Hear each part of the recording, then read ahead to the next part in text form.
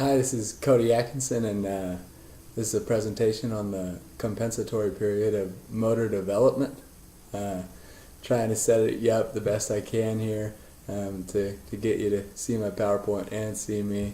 This is the best that I can do, so I hope that you like it.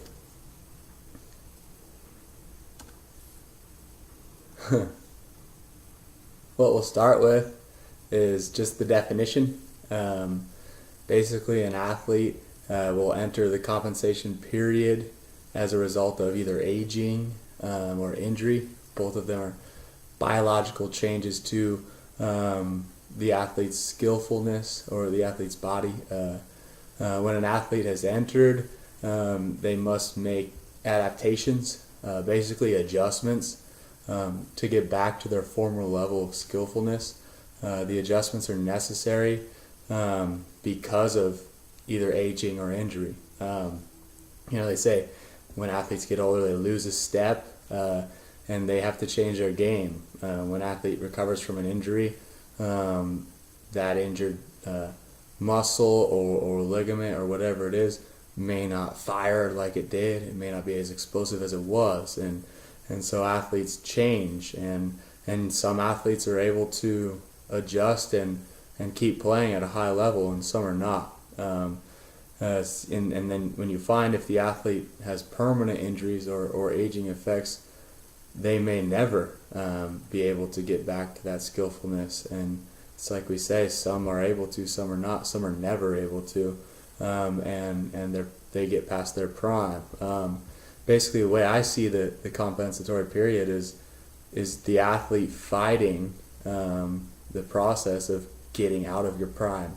And it's amazing what you see when you see some athletes that can absolutely play until they're really old, and some that can't at all. And so what we see with it is a lot of it is aging, and that's what we'll talk about next. With aging, sorry, trying to figure this out. 1 second here, technical difficulties. With aging, once a person has stopped development and has begun seeing changes that occur due to declining functional systems, they enter aging. So once what we call development stops, where development is a positive, we're developing things. Once that is done, and now we start to see decline, now we're in aging. Aging is defined, as you can see, as a process or a group of processes occurring in living organisms that with the passage of time lead to a loss of adaptability and functional impairment. Aging, like we said, is different for each individual, and it brings us to chronological and biological age. Chronological age is how many years have passed since you were born. It's actually a pretty simple definition, and biological age is much, much more complex, and it has a lot to do with health and fitness level and everything that goes along with living the life that an athlete lives.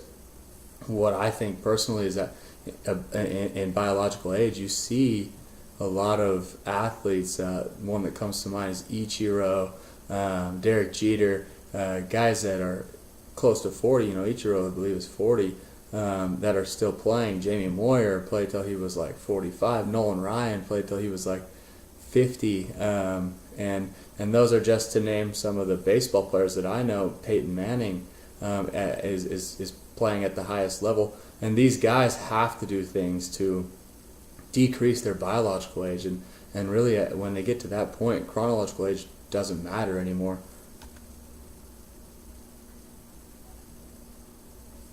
So, want to talk more about biological age. And in biological age, all of these things come into play. I just wanted to include this slide to show you guys there's so much that goes into it, and if an athlete is really locked into maintaining the highest peak of all of his physique and everything that goes into biological age, they can play for a long time, and they can keep their biological age down. So Comfort's biological age index includes anthropometric measures like body mass, graying of hair, physiological scores, vital capacity, tidal volume, blood volume, heart size, grip strength, etc.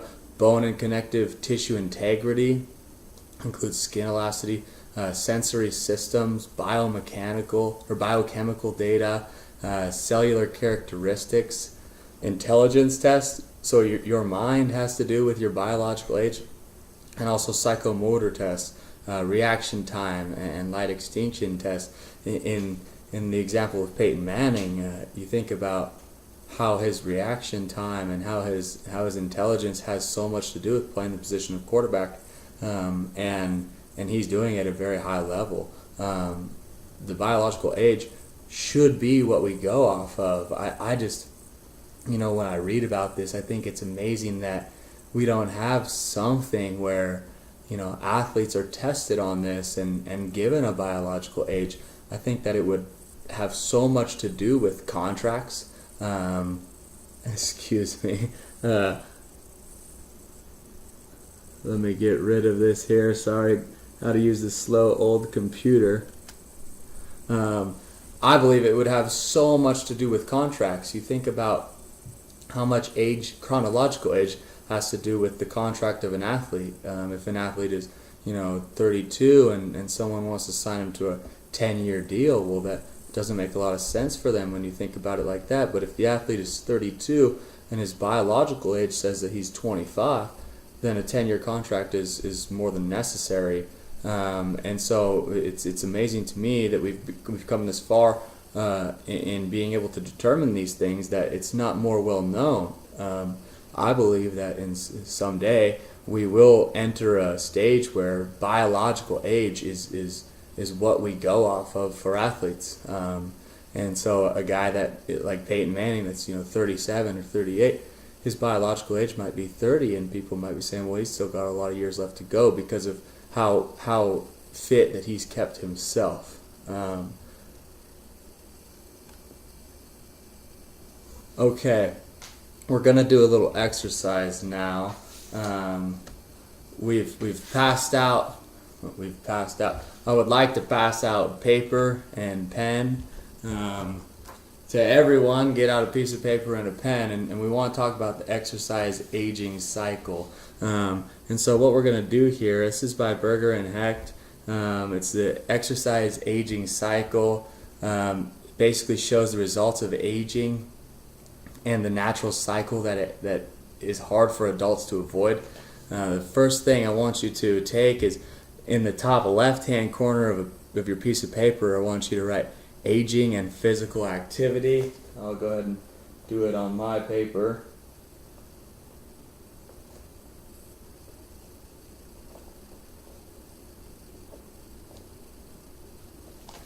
So if you're following along with me, paper should just look like that, aging and physical activity.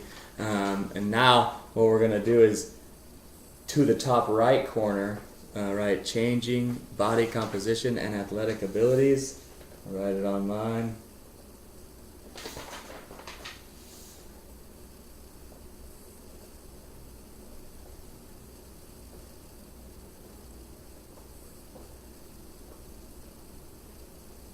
So what we're going to do now is we'll take and make an arrow from aging and physical activity to changing body composition and athletic abilities. So your paper should look just like that. And what we'll talk about real quick is with aging and physical activity, as age increases, exercise decreases. It becomes harder to exercise as you get older. And with changing body composition and athletic abilities, you get increased body fat and decreased physical abilities because you're not able to work like you were before. Now with psychological changes, we're going to go right underneath bottom right corner of the page now.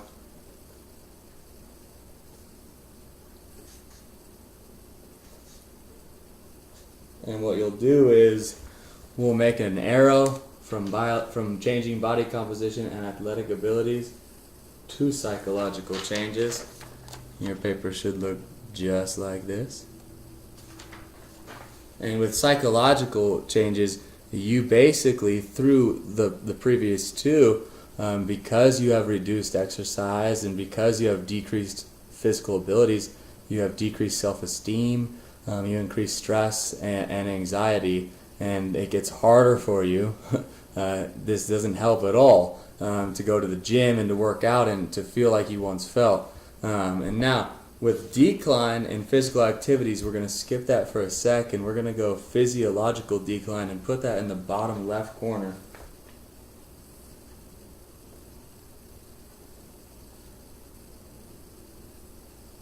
And we're going to make an arrow from psychological changes to physiological decline.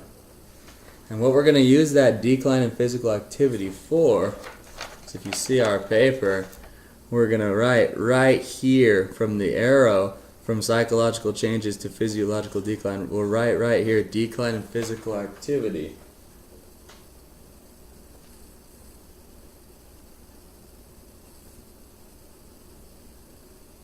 Because between psychological changes, between your self-esteem and your increase in stress and anxiety, to physiological decline where you're actually getting cardiovascular disease and hypertension and musculoskeletal problems, you have a decline in physical activity. And it's that decline in physical activity that causes the physiological decline.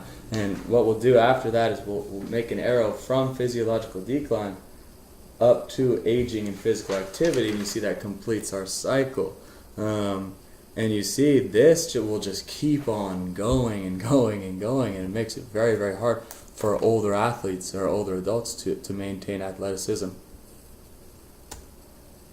Okay, now we'll talk about injury. So, spent a lot on aging. I mean, I think aging is something that everybody has to deal with. Injury is pretty much expected that it'll happen to every single athlete in sports, but some avoid it and some take precautions to avoid it.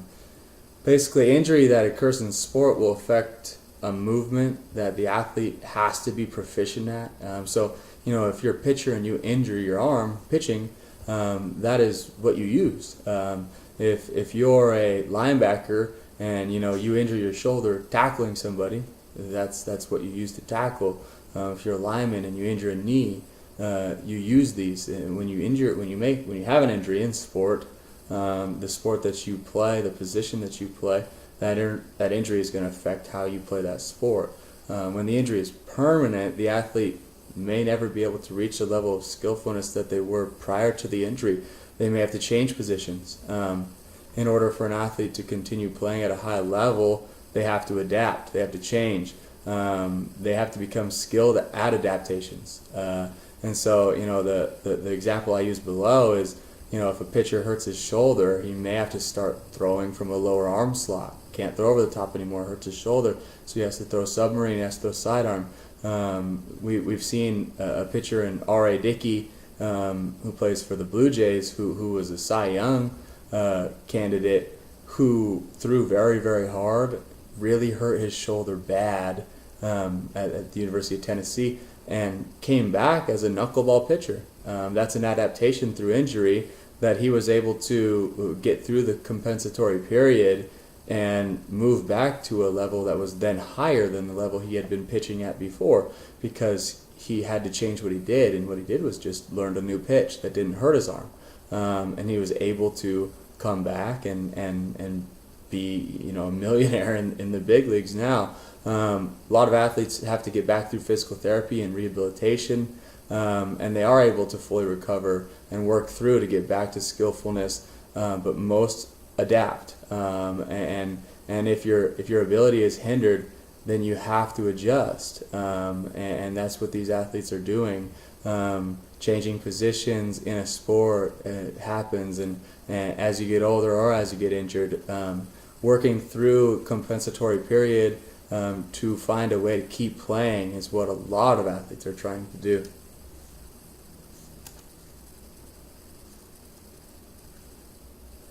So, just an overview. athletes, like I said, you can't run from aging. It's going to happen, and most of us can't help getting injured. It's basically when we start playing when we're little, it's guaranteed that we will get injured. It's just a matter of how bad. But one thing that you can do is make good decisions to be ready for aging, be ready for injury, be ready for anything that happens. A healthy diet will help slow down an athlete's biological age. It will help you stay younger longer. Stretching and running program and an active lifestyle will help an athlete maintain skillfulness and also be able to work through injury better and be overall more fit. A strength training program is a must for athletes to ensure that muscles are strong enough to work through injury, or strong enough to avoid injury, and physical therapy and rehab programs through every minor and major injury. I use a lot of baseball metaphors. Pitchers with bands, you're strengthening muscles in your arms that will help you avoid injury. And like you say, some things are totally unavoidable, and in some cases athletes never get back to where they were. But if an athlete is preparing for aging, for injury, like it can happen, like it will happen, then they have a better chance of working through it. And you see this with the guys that work the hardest ever. They say that Ichiro stretches between every single inning. He's constantly stretching. He's eating right. He comes to the field and works out. He does all these things to keep his body in shape. And the better we're able to keep our bodies in shape, when aging does happen, when injury does happen, we're more able to work through it. If you have an athlete that does not stay in shape, but they're very athletic, and they just get by on that, when aging comes, when injury comes, they will not be able to work through it. And it's something that takes very, very hard work ethic. As you can see, my works cited. Anyways, hope you enjoyed my presentation. Thank you so much.